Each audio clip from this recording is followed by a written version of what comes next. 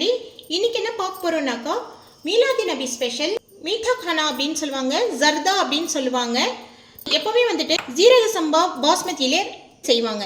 இப்போ நான் செய்ய போகிறது அவல் வச்சு ஜர்தா செய்ய போகிறேன். நீங்கள் அவல் கேசரின்னு சொல்லலாம். இப்போ நம்ம வந்துட்டு ப்ரிப்பரேஷன் எப்படின்னு நம்ம பார்ப்போம். ஃப்ரெண்ட்ஸ், இது போல் ஒரு ஃபில்டரில் நான் வந்துட்டு இதை அலசி எடுத்துகிட்டு வந்துடுறேன்.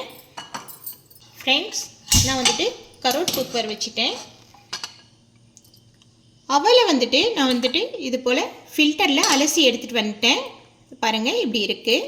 ஃபில்டர்லேயே இருக்கட்டும், அப்போ தான் ஊறாது, உங்களுக்கு ஊறாமல் அப்படியே இருக்கணும். ஃப்ரெண்ட்ஸ், நான் வந்துட்டு நெய் கொஞ்சமாக போட்டுக்கிட்டேன். ஃப்ரெண்ட்ஸ், என்னுடைய சேனலில் எப்போவுமே கடைசி வரைக்கும் ஏதோ ஒரு டிப்ஸு இருக்கும். அது உங்களுக்கு ஏதோ ஒரு வகையில் தேவைப்படலாம்.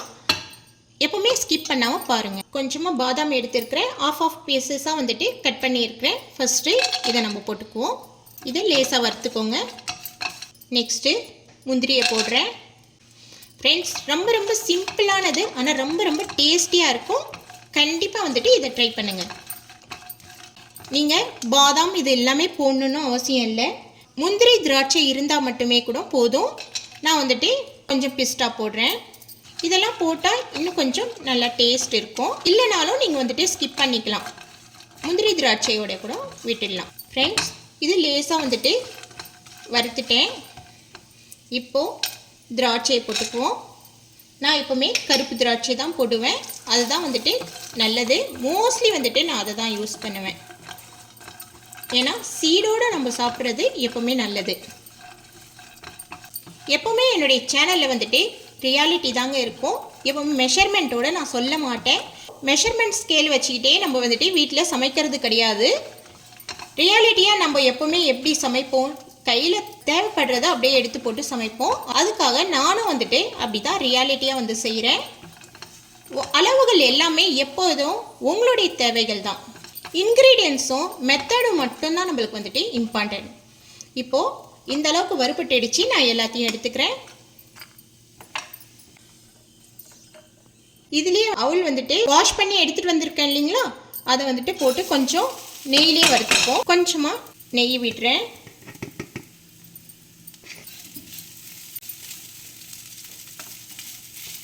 ஃப்ரெண்ட்ஸ், லேசாக வறுபட்டுச்சுன்னா போதும், ரொம்ப வந்துட்டு வறுக்க வேணாம்.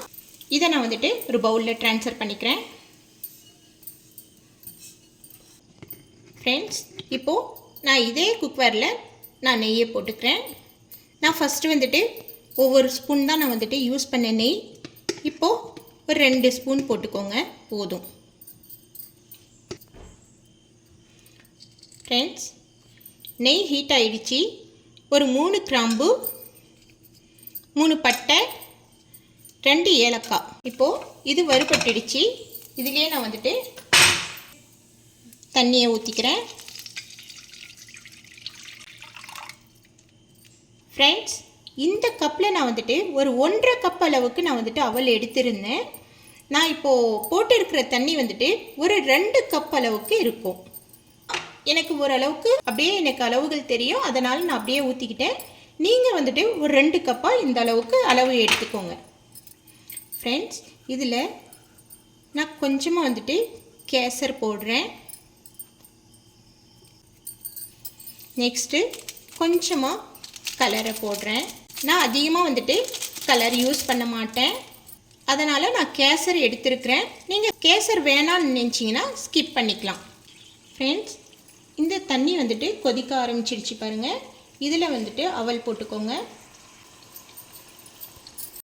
இந்த அவலுக்கு மேலே கொஞ்சமாக தண்ணி இருக்கிற மாதிரி பார்த்துக்கோங்க.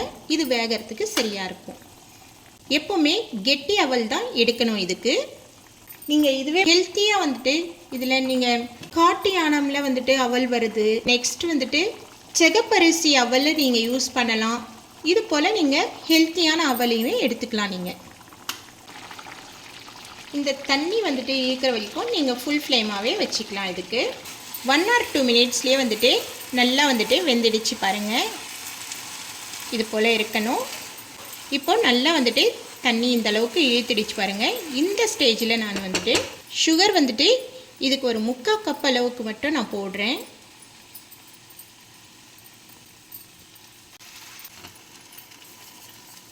ஃப்ரெண்ட்ஸ், நான் 3/4 கப் அளவுக்கு மட்டும் போட்டிருக்கேன். இதை நான் நிறுத்திட்டேன். உங்களுக்கு தேவைப்பட்டுச்சுன்னா நீங்கள் வந்துட்டு ஸ்வீட்டை பார்த்து போட்டுக்கோங்க. தண்ணியோடைய அளவு கூட சம்டைம்ஸ் மாறலாம். நீங்கள் அதை பார்த்து யூஸ் பண்ணிக்கோங்க. இந்த அளவுக்கு ஃப்ரீயாக இருக்கணும். இதை இப்போ நான் மூடி போட்டு மூடி விடுறேன். கொஞ்சம் மீடியம் ஃப்ளேமில் வச்சு அதுக்கப்புறம் வந்துட்டு சிம் பண்ணிக்கோங்க. ஃப்ரெண்ட்ஸ், பாருங்கள், இந்த அளவுக்கு ஃப்ரீயாக இருக்கணும். அதுக்கப்புறம் இது வந்துட்டு கெட்டிப்பட்டுடும். வறுத்து வச்சோம் இல்லைங்களா, முந்திரி, திராட்சை, ட்ரை ஃப்ரூட்ஸ் எல்லாமே இதை நீங்கள் போட்டுக்கோங்க. இப்போது ஃப்ரெண்ட்ஸ், இப்போது நான் மில்க் மெய்டு போட்டுக்கிறேன் கொஞ்சமாக. நீங்கள் மில்க் மெய்டை ஸ்கிப் பண்ணணுன்னா ஸ்கிப் பண்ணிக்கலாம். நீங்கள் 1 கப் சுகரை நீங்கள் போட்டுக்கலாம். நான் அதனால தான் 3/4 கப் அளவுக்கு நான் வந்துட்டு சுகரை போட்டிருந்தேன். ஏன்னா மில்க் மெய்ட்லேயும் ஸ்வீட் இருக்குது நம்மளுக்கு. இது ஆப்ஷன் தான், இல்லைன்னா நீங்கள் ஸ்கிப் பண்ணிக்கலாம். ஃப்ரெண்ட்ஸ், நான் இந்த அளவுக்கு மில்க் மெய்டை போட்டிருக்கேன். ஒரு 2-3 ஸ்பூன் போட்டிருக்கேன், போதுமானது. ஃப்ரெண்ட்ஸ், இந்த ஸ்டேஜில் நான் கொஞ்சமாக நெய் போட்டு இறக்குறேன். ஃப்ரெண்ட்ஸ், நம்மளுடைய ஜர்தா வந்துட்டு சூப்பராக ரெடி ஆகிடுச்சு. இப்போ நான் கீழே இறக்க போகிறேன். ஃப்ரெண்ட்ஸ், பாருங்கள், சூப்பராக நம்மளுடைய ஜர்தா வந்துட்டு ரெடி ஆகிடுச்சு.